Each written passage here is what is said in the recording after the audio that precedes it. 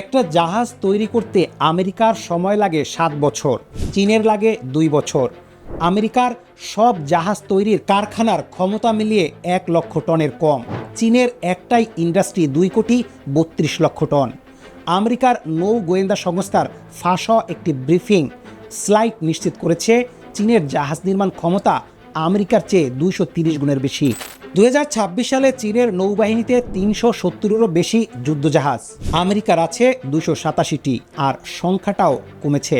কিন্তু এরপরেও আমেরিকা বলছে সমুদ্রে আমরাই রাজা। কোনটা সত্যি? আজকে সেই প্রশ্নের উত্তর খুঁজব, সংখ্যা নয়, শক্তির আসল হিসেবে। তো চলুন শুরু করি।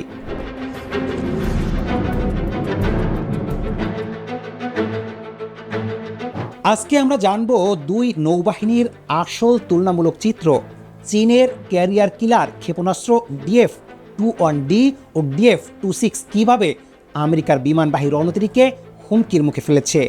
সাবমেরিন যুদ্ধে কে এগিয়ে, চীনের 230 গুণ বেশি জাহাজ নির্মাণ ক্ষমতা কতটা ভয়ঙ্কর, আমেরিকার মিত্রজোটের শক্তি, আর সবশেষে তাইওয়ান সংকট হলে কে জিতবে। কিন্তু আগে বুঝতে হবে দুটো নৌবাহিনী কোথা থেকে এলো। আমেরিকার নৌবাহিনী দ্বিতীয় বিশ্বযুদ্ধ থেকে পৃথিবীর মহাসাগরগুলোর পুলিশ। 70 বছরেরও বেশি সময় ধরে তারা পৃথিবীর যে কোনো জায়গায় যুদ্ধ পরিচালনার অভিজ্ঞতা রাখে। চীনের নৌবাহিনী 1949 সালে তৈরি, সেই সময় মূলত উপকূল রক্ষার জন্য। কিন্তু 2000 সালের পর থেকে চীন সিদ্ধান্ত নিল তারা পৃথিবীর সমুদ্রে প্রভাব বিস্তার করবে।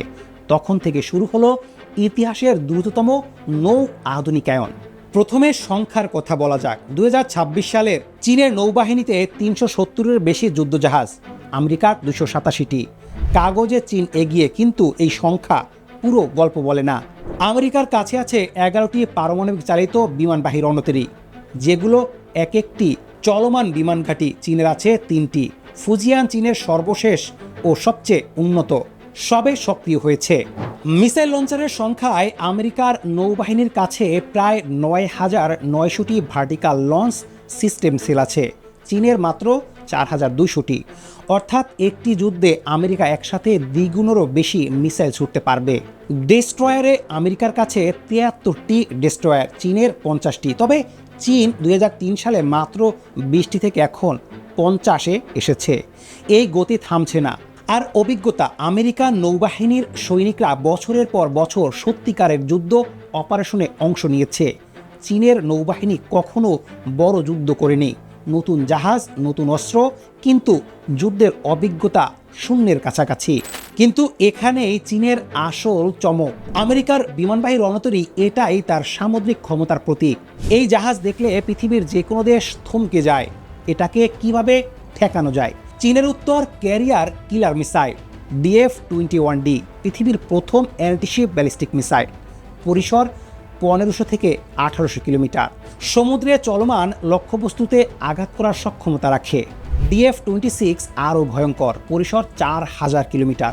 এটা সরাসরি গুয়াম পর্যন্ত পৌঁছতে পারে, যেখানে আমেরিকার মূল প্রশান্ত মহাসাগরের সামরিক ঘাঁটি। তাই এটাকে বলা হয় গুয়াম কিলার। সর্বশেষ DF-26D ভ্যারিয়েন্ট, যা 2025 সালে প্রকাশ পেয়েছে। তাতে যোগ হয়েছে অ্যাক্টিভ রাডার শিকার, মাল্টি স্পেকট্রাল সেন্সর এবং অ্যাডভান্স ডিকয় সিস্টেম। এর 5000 কিলোমিটারের বেশি পরিসর আমেরিকার ক্যারিয়ার স্ট্রাইক গ্রুপকে বিশাল এলাকায় বিপন্ন করে। DF-21D একাকী নয়, এটা চীনের A2AD কৌশলের ভেতরের বলয়। প্রথম আইল্যান্ড চেইন, তাইওয়ান, রিকু দ্বীপপুঞ্জ ও ফিলিপাইন, এই পুরো অঞ্চলের DF-21D এর নাগালে। DF-26 দ্বিতীয় আইল্যান্ড চেইন পর্যন্ত বিস্তৃত। সহজ কথায়, চীনের উপকূল থেকে 5000 কিলোমিটার পর্যন্ত সমুদ্রকে চীন তার বিপদ এলাকা বানিয়ে ফেলতে চাইছে। কিন্তু এই মিসাইলের একটা বড় দুর্বলতা আছে। DF-21D এবং DF-21C 1000 কিলোমিটার দূরের জাহাজে আঘাত করতে পারলেও এগুলো স্যাটেলাইট, রাডার এবং রিকনেসাস বিমানের তথ্যের উপর সম্পূর্ণ নির্ভরশীল। পৃথিবীর বক্রতার কারণে দূরত্ব বাড়লে রাডার কম নির্ভুল হয়। আমেরিকা যদি সেই তথ্য সরবরাহ ব্যবস্থা ধ্বংস করতে পারে, মিসাইল অন্ধ হয়ে যাবে। এবার আসি সেই যুদ্ধক্ষেত্রে, যা চোখে দেখা যায় না। সাবমেরিন 2025 সালের শেষ নাগাদ আমেরিকার কাছে 71টি পারমাণবিক চালিত সাবমেরিন, যা পৃথিবীর সবচাইতে বেশি। চীনের কাছে 2026 সালের সক্রিয় পারমাণবিক সাবমেরিনের সংখ্যা 32টি। কিন্তু এই ব্যবধান দ্রুত কমছে। 2021 থেকে 2025 সালের মধ্যে চীন 10টি পারমাণবিক সাবমেরিন লঞ্চ করেছে, প্রথমবারের মতো আমেরিকাকে উৎপাদনে ছাড়িয়ে গেছে। গুণগত মানে এখনও আমেরিকায় গিয়ে। ভার্জিনিয়া ক্লাস ব্লক 4 পৃথিবীর সবচেয়ে চুপচাপ, সবচেয়ে উন্নত আক্রমণকারী সাবমেরিন। চীনের টাইপ 093 সাবমেরিন এখনও তুলনামূলকভাবে শোরগোল করে। বিশেষজ্ঞরা বলছেন এটা 1970-এর দশকের রাশিয়ান ভিক্টর 3 এর সমতুল্য। কিন্তু ভবিষ্যৎ, চীনের টাইপ 095 সাবমেরিন ইতিমধ্যে নির্মাণাধীন, যার ওজন 11,000 টন, প্রায় ভার্জিনিয়া ক্লাস এর সাবমেরিনের মতো। রুশ রিয়্যাক্টর ডিজাইন ব্যবহার করে এটি অনেক শান্ত হবে। সবচেয়ে ভয়ঙ্কর বিষয়, আমেরিকার দুটো সাবমেরিন কারখানা এমনিতেই বছরে দুটো ভার্জিনিয়া ক্লাস তৈরি করতে হিমশিম খাচ্ছে, আর পুরনো লং অ্যাঞ্জেলেস ক্লাস সাবমেরিন নতুন করে আগেই অবসর নিয়েছে। এখন আসি আরেকটি বিশ্লেষণে। চীন সংখ্যায় এগিয়ে, কিন্তু আমেরিকার এমন কিছু সুবিধা আছে যা শুধু জাহাজ গণনায় ধরা পড়ে না। প্রথমত মিত্রশক্তি।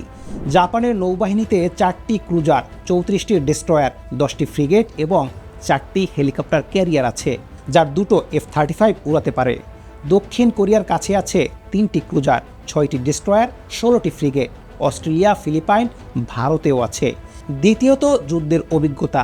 আমেরিকার নৌ অফিসাররা দশকের পর দশক সত্যিকারের অপারেশনে অংশ নিয়েছেন। চীনের নৌবাহিনী এখনও মূলত মহড়ার উপর নির্ভরশীল। তৃতীয়ত বৈশ্বিক উপস্থিতি। আমেরিকার নৌঘাঁটি আছে ইউরোপ, মধ্যপ্রাচ্য, প্রশান্ত মহাসাগর, সর্বত্র। চীনের মাত্র একটি বিদেশি নৌযান ঘাঁটি, তাও জিবুতিতে।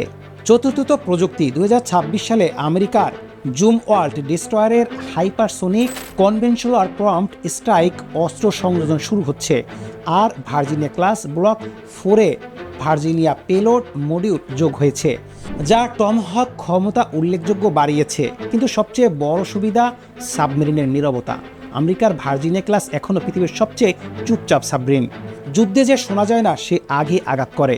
এই যুদ্ধ শুধু প্রশান্ত মহাসাগর নয়, ভারত মহাসাগর, যেখানে বাংলাদেশের উপকূল, যেখান দিয়ে পৃথিবীর 80% তেল চলে, সেখানেও চীন ও আমেরিকার প্রতিযোগিতা তীব্র হচ্ছে। চীনের মুক্তারমালা কৌশল, গদোয়ার, পাকিস্তান, হাম্বানটোটা, শ্রীলঙ্কা, জিবুতি, এই বন্দরগুলো দিয়ে ভারত মহাসাগরে নৌ উপস্থিতি বাড়াচ্ছে চীন। বাংলাদেশের চট্টগ্রাম বন্দর কৌশলগত গুরুত্বপূর্ণ। চীন এখানে বিনিয়োগ বাড়াচ্ছে, আমেরিকা নজর রাখছে, ভারতও উদ্বিগ্ন। বাংলাদেশের জন্য প্রশ্ন হলো, এই দুই মহাশক্তির নৌ প্রতিযোগিতায় বাংলাদেশ কোথায় দাঁড়াবে? কারো নৌঘাঁটি দেওয়া নাকি কৌশলগত নিরপেক্ষতা? সবচেয়ে বড় প্রশ্নে আসি, তাইওয়ান সংকট হলে সমুদ্রে যুদ্ধে কে জিতবে? বিশ্লেষকরা দুই দলে বিভক্ত। একদল বলছে চীন দক্ষিণ চীন সাগরে A2AD তৈরি করে আমেরিকার বিমানবাহী রণতরী ঢুকতে দিবে না।